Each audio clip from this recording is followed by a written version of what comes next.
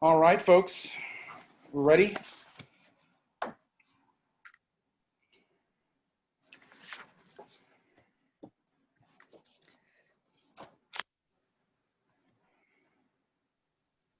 So we're looking at this next phase. This is the phase when we're going to have religious orders getting established. It's a time of deep mysticism. Can you all hear me well? Uh-huh. Okay, lots of mysticism. It's a very creative period. Some people call it the Dark Ages in comparison to the Renaissance movement, but it's really not a dark age. It's really a time of tremendous growth in the church with religious orders, mystical movements, scholasticism, the universities, Thomas Aquinas, and all that kind of stuff. So it's a really productive time in the church. There is also these religious orders that get created called the mendicant. And the mendicant orders is the word mendicant comes from the word beg. So these are religious orders that contemplatives, ascetics, who are developing a community life and a new approach to the world. There were two basic types of mysticism. One is called Braut Mystique, and the other was called Wesen Mystique. And these are the two dominant ones. And we're going to be looking at the Wesen Mystique, the Meister Eckhart, next week. This week, we're going to look a little bit at what's called Braut Mystique. The word Braut is German for bride. And why German words? That was just the word that I learned about. This is the common Holy Roman Emperor Germany. This is the word that they were using. And so the idea was that the one would wed oneself to Christ and try to follow Christ and imitate him. And so the Franciscans were characteristic of that kind of group of mystics. And next week we're going to talk about Wesen Mystique, the Meister Eckhart approach. And that's basically where you're looking at nature, and that man has an innate desire to know God and love God through all of reality and all of nature. So that was the Braut Mystique, or that was the Wesen Mystique. That's through The nature. Braut Mystique is wedding oneself to Christ. Huh. I always think of Franciscan and St. Francis as being wedded to nature. Yeah, right.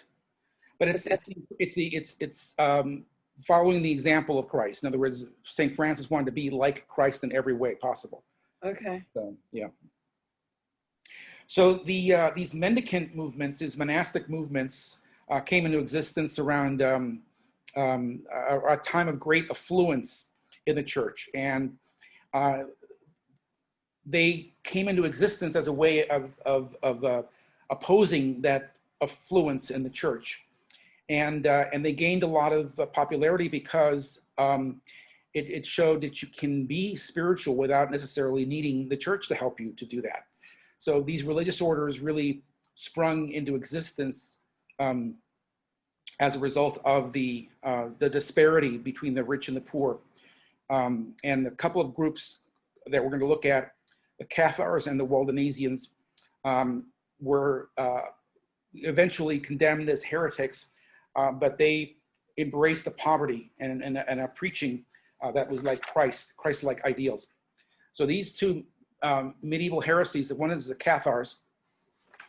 Now the Cathars, the term that the meaning of the word Cathar meant pure ones, but they were really a dualistic heresy. They believed in a good and evil world, a world where there was the world was matter, and heaven, or the spiritual plane, was spirit. And so they wanted to see the world as a sort of a warfare. We're in the war. We are in the world at war with the devil and with the darkness. So they saw the physical world as Satan.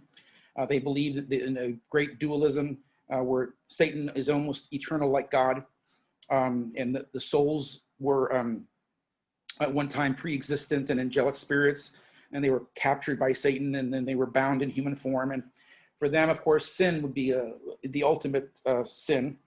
They also believe that Christ didn't really have a real body, that he was just simply appeared on earth, and that he came as a spirit. So they don't believe it. They didn't believe in the incarnation. Salvation comes through spiritual enlightenment, being a good person, and good Christians. That's why they sometimes call themselves simply good men or Christians. They rejected water baptism and communion, and they claimed that the Pope was the big Antichrist from Revelation. So you can see they're not going to get popular with the book, with the Pope. So they didn't believe in the nativities story? No, they believe Jesus Christ just simply appeared on earth. So there's no nativity story. Yeah. Interesting. Well, The that's next group is called the in the Bible, you know, it's kind of like. right, exactly. Well, you know, I mean, and but there weren't a lot of Bibles back then, and so they simply created this kind of a heresy, and this is one of the reasons we're going to talk about this next week. But you start putting the Bible in the hands of everybody, everybody can sort of come up with their own interpretations, and so one of the risks of putting the Bible out there is that people can misunderstand it. But also there was a lack of Bibles now, and so people were able to just sort of make up things as they wanted to go along. Right. So the next group is called the Waldensians, or Waldenses. Peter Waldo was the founder, and he was as it says there, is a wealthy merchant from Lyons, France, and he decided to follow Christ's example by living in poverty and preaching. Is he like Where's Waldo? That's probably why we got that. Yeah. So he was very impressed with Jesus. He heard that if you wanted to be perfect, you would go and sell everything. He heard the passage from Matthew, and so he sold all that he had, and he made some provisions for his wife and daughter. Even then, later on, he sold that stuff. But he followed a very kind of the life of a beggar, and sort of a pre-Franciscan kind of model. He had the New Testament translated into English so that people could understand it, and that was the basis for his preaching. He was prohibited from preaching by the Pope, but he continued doing it undaunted. Yeah. Then there was that group died out eventually. Within a decade, the group was branded heretical and excommunicated by the Archbishop of Lyons in 1182, and then later by Pope Lucius. From there, the movement spread throughout medieval Europe, and it became one of the most popular and influential non-Catholic groups in the Western world. Eventually, it was condemned there in 1184 at the Council of Verona. Then a foreshadowing of the Protestant Reformation was because we say that the Waldensians are sort of the foreshadowing, because they believed that the New Testament and the Bible was really the only rule of life. They rejected tradition. They rejected any infallible the teachings of the Pope. They rejected the Virgin Mary. They rejected transubstantiation, purgatory, prayers for the dead. They rejected oaths and military service. So they were, in a sense, forerunners or precursors of the Reformation. I've forgotten what transubstantiation means. We're going to cover that later. So just hold on, and I'll answer okay. one of our slides. Next person we're going to take a quick look at is St. Francis of Assisi, who many of us are familiar with, probably. He was born Giovanni Francesco di Bernardone, and he liked a lot of French songs and French troubadours, so they call him Little Frenchman, even though he was Italian. He was his father was Italian, mother was French, and he did a stint in the military, including a year as a prisoner of war. He wanted to be a knight, and that was the path to go to be a knight and fight in local skirmishes in England and in Italy. And he did have some initial good military victories, but then he had a change of heart, and he saw the vanity of that pursuit of wealth and military and knighthood, and he thought that he saw Jesus on a painted crucifix above a church altar, and he heard a voice that said, "Francis, go and repair my house, which you see is falling down." And Francis took it literally and sold cloth from his father's warehouse to buy stones to fix the church building. And that was the Church of Saint Damian, just outside of Assisi. And it's a huge site of pilgrimage to this day. So again, he saw that voice or heard that voice from Jesus and began to rebuild a church, but it was really to rebuild the bigger church, the Roman Catholic Church. He gained a following of other brothers. At one point, it grew to over 2,000 brothers joining the OFM, the Friars Minor Order of Lesser Brothers. A friend of his, Clare, would go on to found a religious order as well, the Poor Clares, Claretians.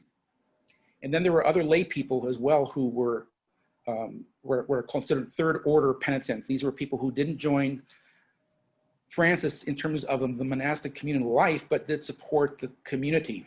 And they existed today as well. And the third orders are lay people who support the Franciscan brothers and the Claretians in their support, in their order. Francis had a very strict rule. He created a rule that was very, very strict, and later on disputes arose among followers of Francis. Some wanted to own property.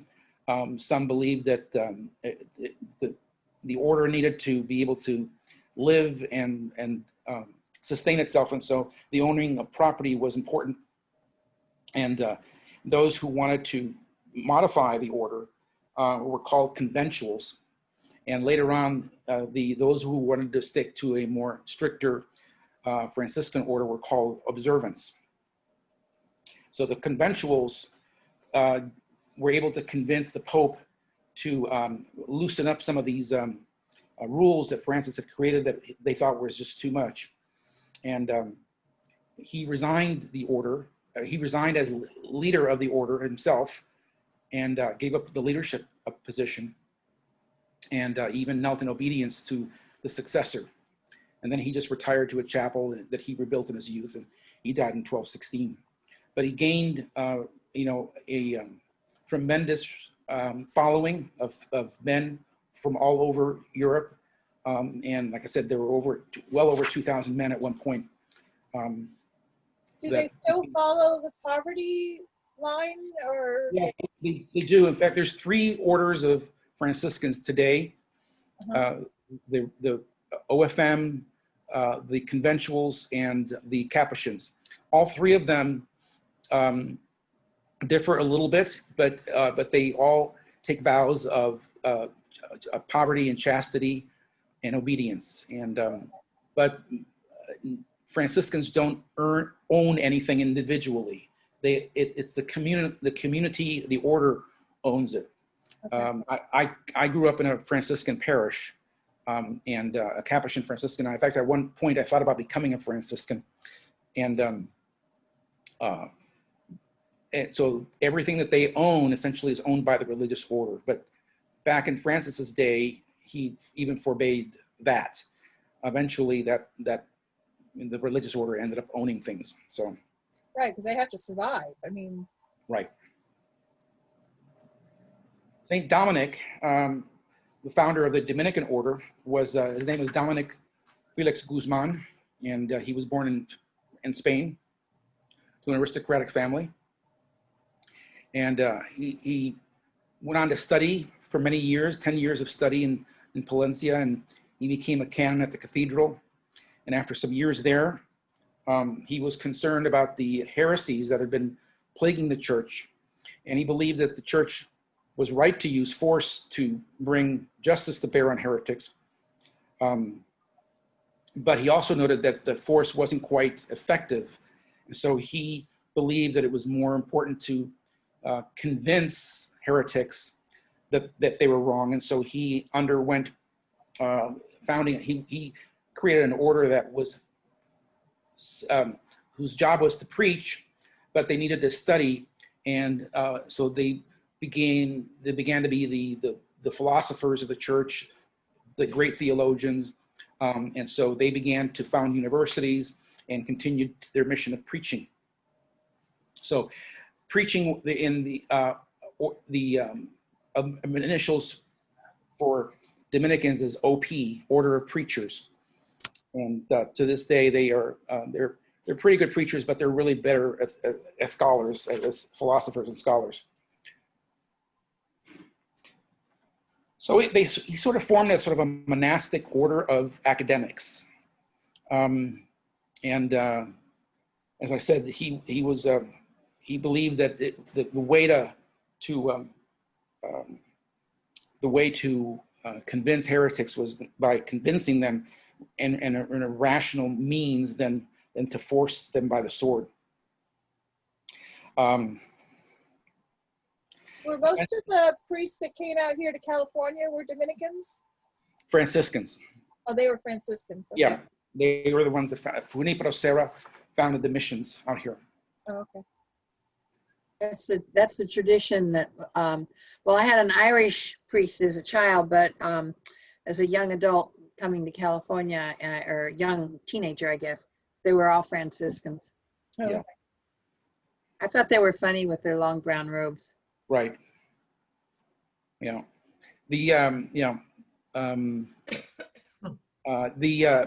Dominicans founded universities in Paris and Oxford, and two of the great Dominicans were Albert the Great and Thomas Aquinas. Albert was an instructor Thomas was a student of Albert, but Thomas died around, I think he was around 46 or something like that. So he didn't die late. Albert survived Thomas. And Do were the- it- oh, go ahead.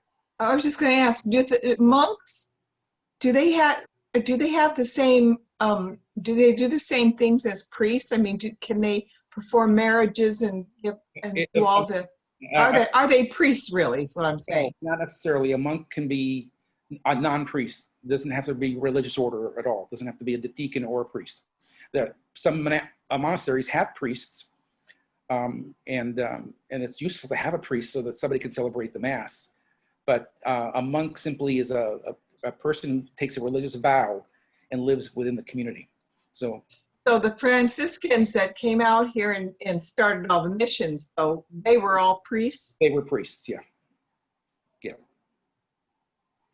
But people who joined a Franciscan community, not all of them became priests. Some just remained as a monk in prayer, and that was their life. Alexander Hales was one of the academics that joined the Franciscan order. So they finally had their own, university chair and, scholar. When I went to graduate school, I went to Berkeley to the Graduate Theological Union, and there were 3 schools of theology. They were Catholic schools. It was the Jesuit school, which I was at, the Franciscans, and the Dominicans. And you could tell the difference in their style. The Dominicans were very conservative, very much into Thomistic philosophy, and very, very orthodox in their positions. The Franciscans were all into, loosey-goosey nature, and, they were just all like, it's. They were the hippies of the Roman Catholic Church. Yeah, the hippies, and the Jesuits were the, very serious scholarly group that I was a part of, and we each had, and we were the more liberal, and kind of rebellious group there in Berkeley. But This is Berkeley on the East Coast, not Berkeley like in the University of California. Berkeley, West Coast. California. Berkeley West Coast? Yeah. Oh, okay. Because Yeah. one of my former priests was from Berkeley, and I always would thinking of him from California. He goes, "Oh, no, it's part of Yale." So there's Yeah. another There's Berkeley. another Berkeley out there, yeah. Yeah, Berkeley Divinity School. yeah. Scholastics, now we're entering the 13th century, and this is the rise of these universities. So that we're getting now, guilds of scholars. And we're also getting parliaments that are being formed and cathedrals and a whole new way of governing oneself. So scholasticism is the name that we give to, like I said, these schools of scholarship. Like I said, the Dominicans, the Jesuits, later on the Jesuits, and then the Franciscans. But these scholastics formed distinctive theologies where reason was employed to prove an element of the Christian faith. In other words, your reason and philosophy were used as a way of understanding the Christian faith better, they wanted to have a very logical, coherent, systematic approach to understanding Christian doctrine. Theology was usually thought of, the philosophy was thought of as a handmaid to theology. So when I was in college and graduate school, I studied philosophy. I was a philosophy minor because the philosophy would help me to better approach and understand theology, which it did, but I haven't done, it's like algebra. It's one of those things that you never end up really using in life. You study it and then, its usefulness wanes. So, huh? Find the unknown. Yeah. But like I said, I had a lot of philosophy books. I gave them all away or got rid of them and sold Yeah. them because Okay, I get that. never going to use them again. Yeah. One of these big philosophers and theologians was Anselm of Canterbury, and he's responsible for some of the very Protestant approaches to the understanding of why Jesus died on the cross through this concept called the theory of atonement, or the satisfaction theory of atonement. And the argument is that God had been offended by man's sin, and man had to atone for that sin by having a divine being come into the world and pay the price. So he wanted to prove that that God's honor had to be satisfied by sending Jesus to pay the price for the dishonor that we had inflicted on God as a result of our sin, of our original sin. So he also was the author of this idea of the ontological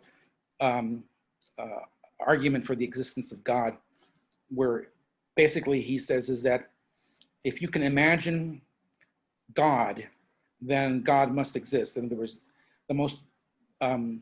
if you can imagine God and in your imagination, then that which is nothing greater can be conceived. That God is that which is nothing greater can be conceived. In other words, if you can imagine God, God exists because of the fact that you can imagine it. You can understand it. You can if you can postulate the existence of God, then God must exist. Because there's nothing greater that can be conceived. So that was the ontological argument. Not a very satisfying argument, I think. Peter Abelard was a brilliant man, probably one of the most brilliant Catholic thinkers of the 12th century. He created a series of questions where a question would be posed and he would look at the question from each side, yes or no.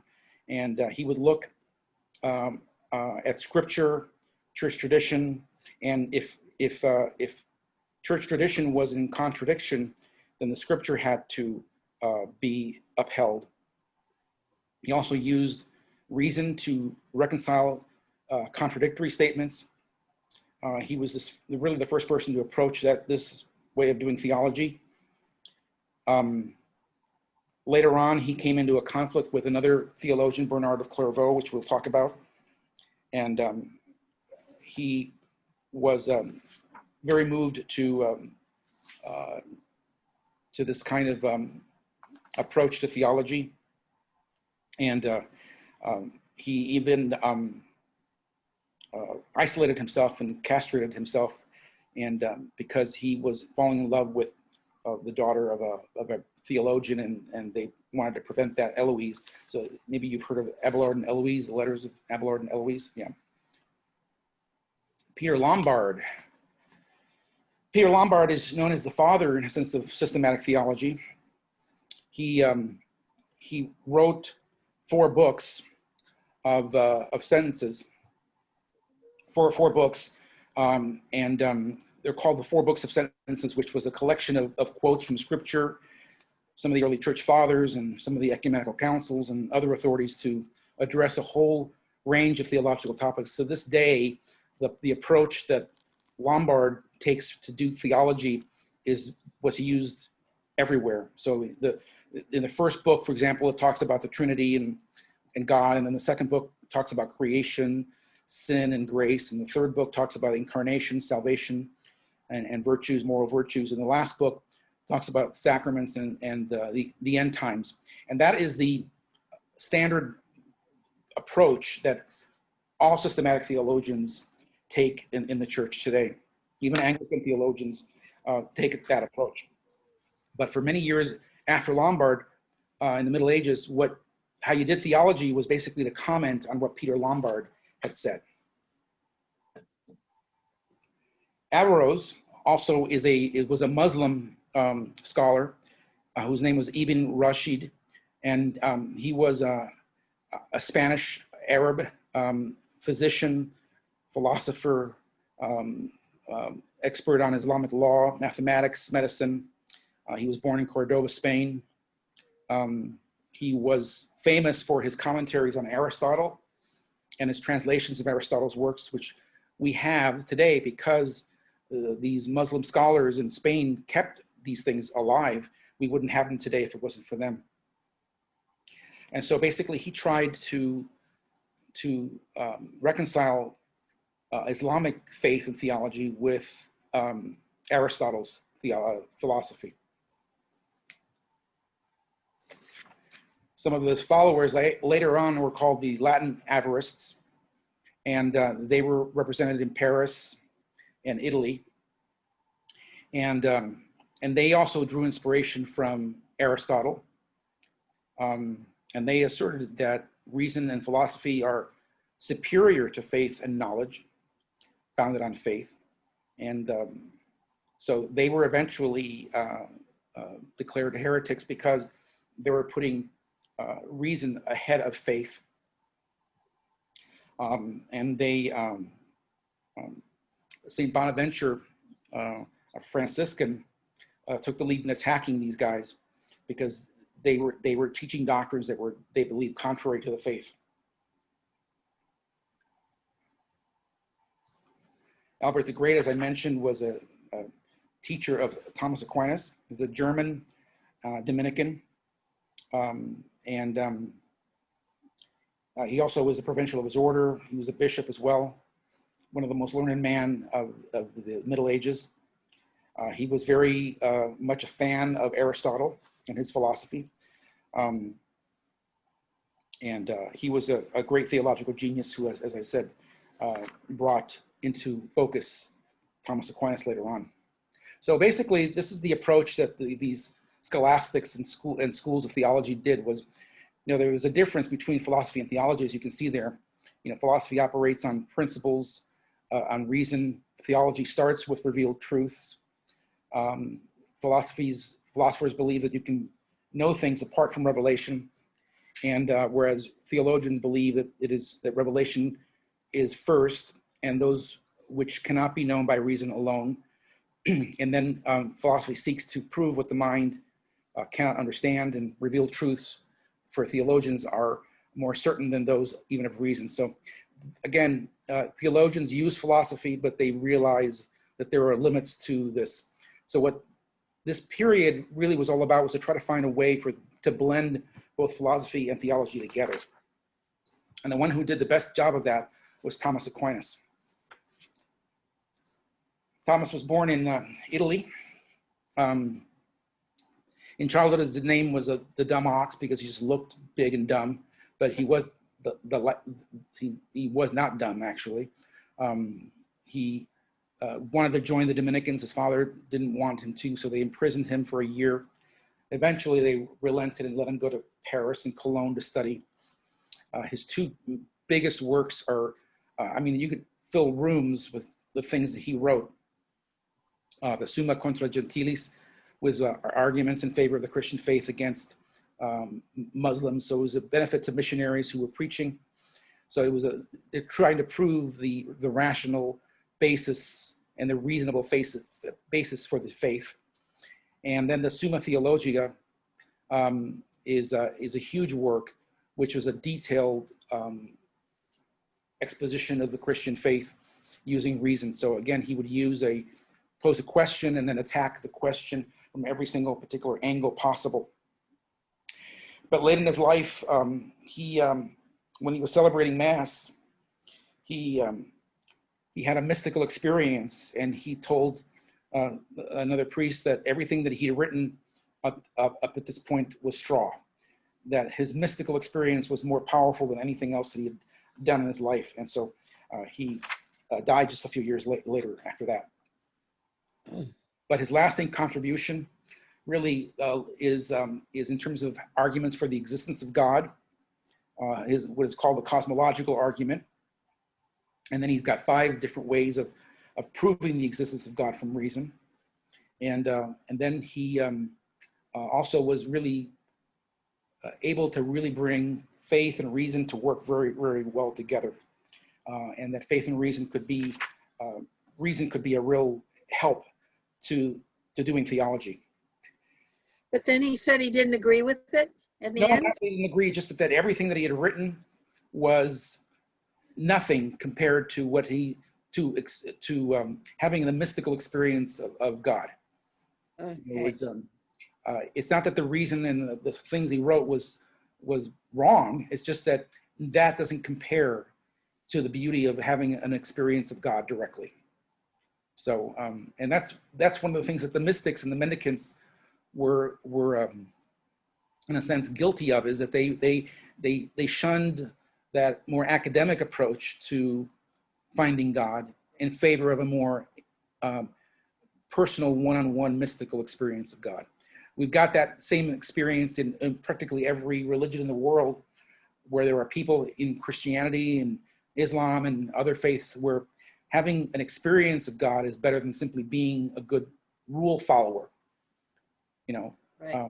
So in the Muslim faith, for example, we have the Sufis, who are into having a mystical experience of God, rather than simply following all the rules and doing all the right things. So the concept of transubstantiation comes into focus under Thomas Aquinas. He's really the one who develops that definition. And what transubstantiation is simply a philosophical approach to understanding what happens in the consecration of the bread and the wine.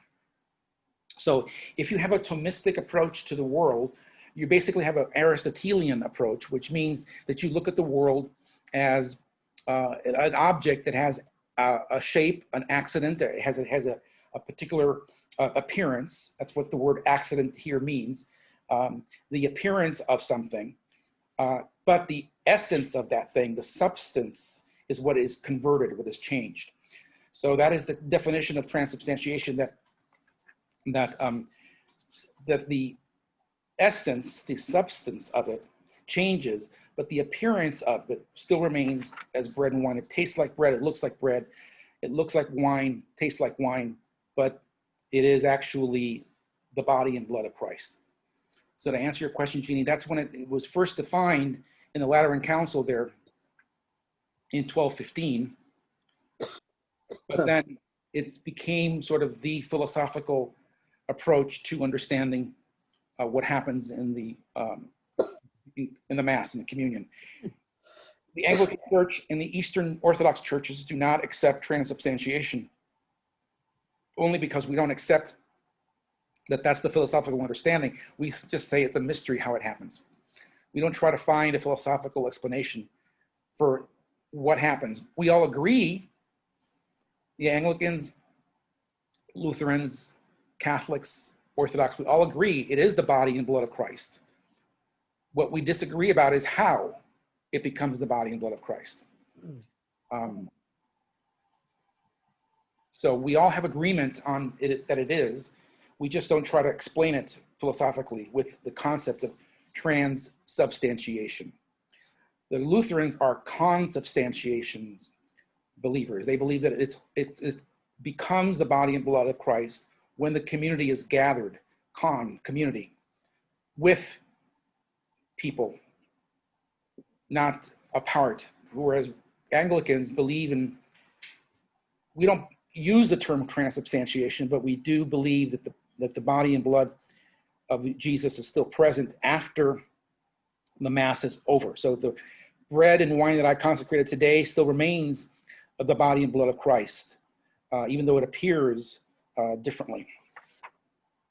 So to give you a better explanation here, look at the terms again. The form is the underlying substance of a thing, okay? And then matter is what is the thing made of.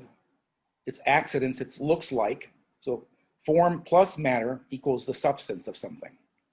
So I have a substance, but I have, my appearance is what I look like, which is pretty disheveled right now. But this is my accident. I'm an accident waiting to happen, I think is what does that help understand? Yeah.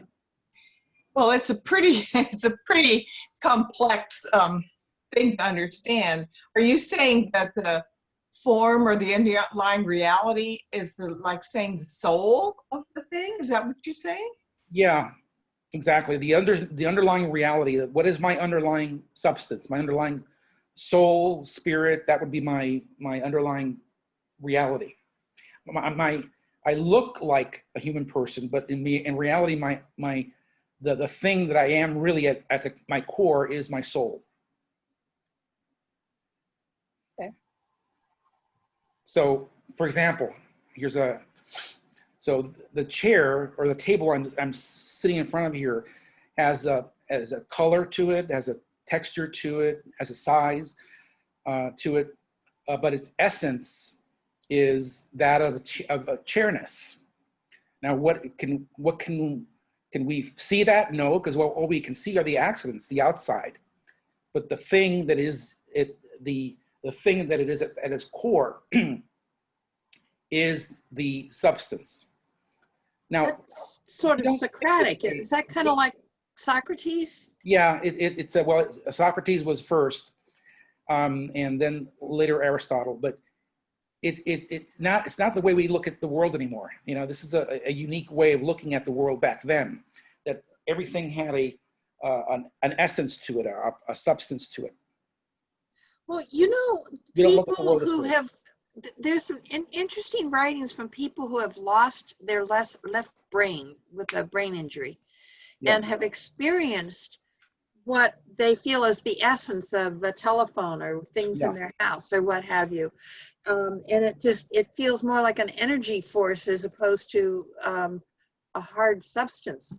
I'm wondering if that's kind of a similar. Yeah, it can be. Again, this isn't. This is not kind of the way we think today. Okay. But that is, you know, a medieval way of looking at it. So that was what Thomas posted. Right. That, you know, there's the essence of something, what it truly is, and then there's the properties, what are the outward appearance. And that these two things can be separate. But again, this is not the way we look at the world any longer. You know, we don't look at the world this way with outside appearance and essence. You know, we don't think of that thing in that way. Well, Okay. can I ask you another question? Sure. If Jesus is God, then he's one with God, and God is in everything, then Jesus is in everything. So Jesus, it would be in everything anyway, all the time, right? Yes, but we have to be careful not to be saying that everything is God. Okay, because that borders on what's called pantheism, and that's what Meister Eckhart, who we'll look at next week, was accused of, where God is in everything, and so then therefore everything is God. Now, what we do say is that there is an essence of God that is present in everyone and in the world, but it's not to say God and that thing are the same.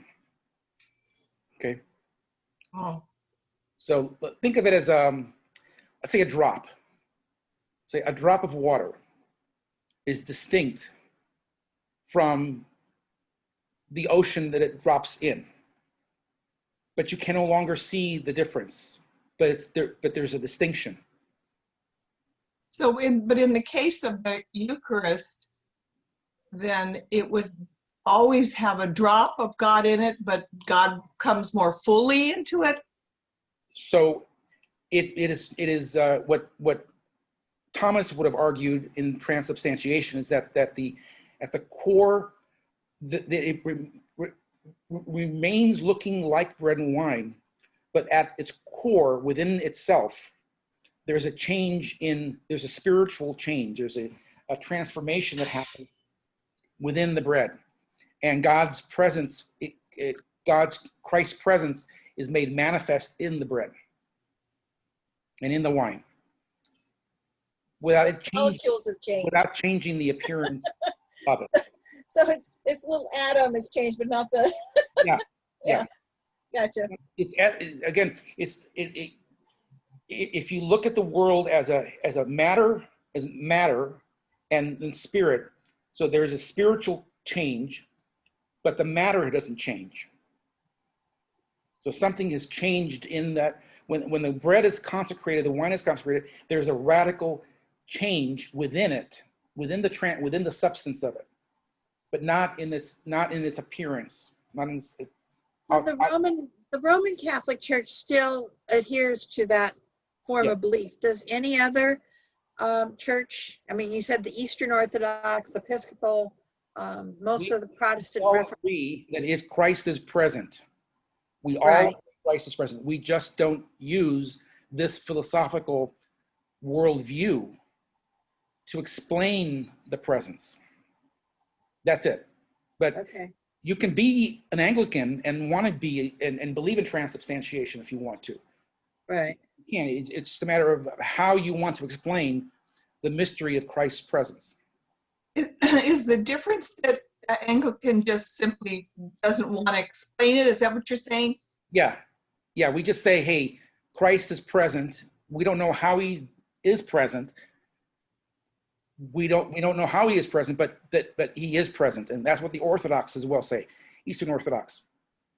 And so we still protect like the leftover host from a mass Yeah. where they have been blessed. And so it is a consecrated host and kept separate from non-consecrated Exactly. hosts, and it needs to be treated differently in terms of Right. if you have to throw it away, how do you do it, and things Correct. like that. You eat it. Yeah, I eat the moldy one. I struggled with that because in my old church, we used to have communion bread. It was a big loaf, and there was Yeah. always some left over. And I took it home and I said, well, I'm going to put it out for my birds and they can have it. And I figured that would be an organic, natural way to dispose of it. Well, it turned out a chipmunk got a hold of the crumbs and pulled them into his hole. And a week later, they were all moldy. And so he pushed them all out of his hole. And then I had to figure out what to do with them. So burning is an option. You can burn Yeah. them. Oh, I tilled them into the soil. I figured that would be the best way to do Well, it. that's like, remember the big joke in Angela's Ashes where he threw up Oh, The little boy got sick and the grandmother was all upset because it was consecrated and oh. sent him back to the priest to say, what should we do? Hey, folks, I'm going to end class today a little early, and we're going to cover the rest of this stuff next week. Okay. And I'm a little spent and hungry, and I've got to run an errand at Home Depot right now, so I'm going to have to just sign off and leave you all next week, okay? Okay. Okay, Thank you. Thank you so much. thank you. Thank you, Father. Okay, everybody, have a great week. Talk to you. Yes. Okay, Bye-bye. bye-bye. Bye.